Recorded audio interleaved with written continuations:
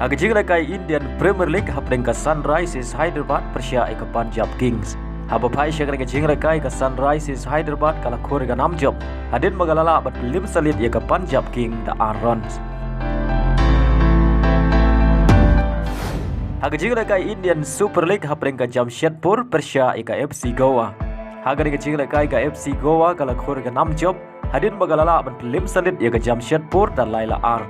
Badia ka gol penjob jong ka FC Goa layo bentep ashwa bankut ka jing lekai kata haga minit ka bakandai peu plusan. Agawai par ka jing lekai Indian Super League hapring ka Chennaiyan Persia ka North East United.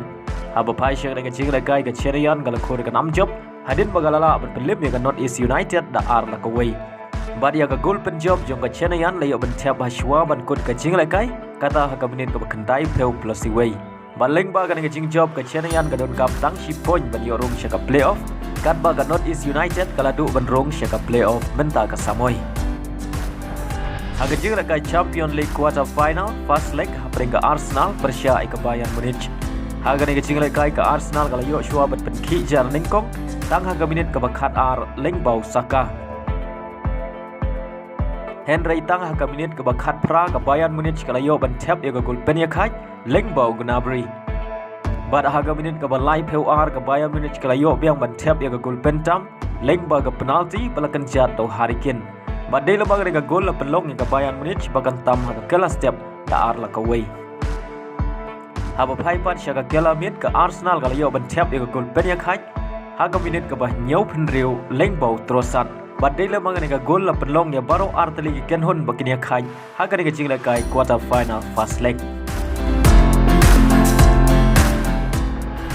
Agawai par ka jing lekai hapring ka Real Madrid Persia ka Manchester City. Haba pai syakra ka jing lekai ka Manchester City kalayo bat penki jar nengko tang haga minit ka ba ar lengbau Bernardo Silva. Badai haga minit ka bakhat ar ka Real Madrid kalayo ban tap ya ka gol penya khai lengba ka un gol jong ka Manchester City kabala bakla ban tap hi Daudias. Batang hadin ar minit kada haga minit ka bakhat saw ka Real Madrid kalayo biang ban tap ya ka gol pentam lengbau Rodrigo. Badia ka bol lai rapan bu da Vinicius Junior. Badai lamang ka gol hadu bukod ka kela step ka Real Madrid katam da ar la kawai. Aga kela mit kata haka minit ka ban riu ka Manchester City kalayo biang man tap ya ka gol penya khai lengbau Foden. Badia ka bol lai rapan bu da Stones.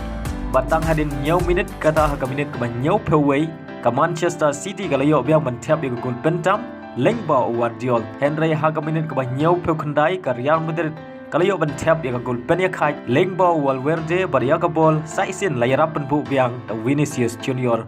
Badai lemang ka gol hadu bukod ka jinglekai baro arteli ken hun ke khai da marlai gol haga ka jinglekai quarter final first leg.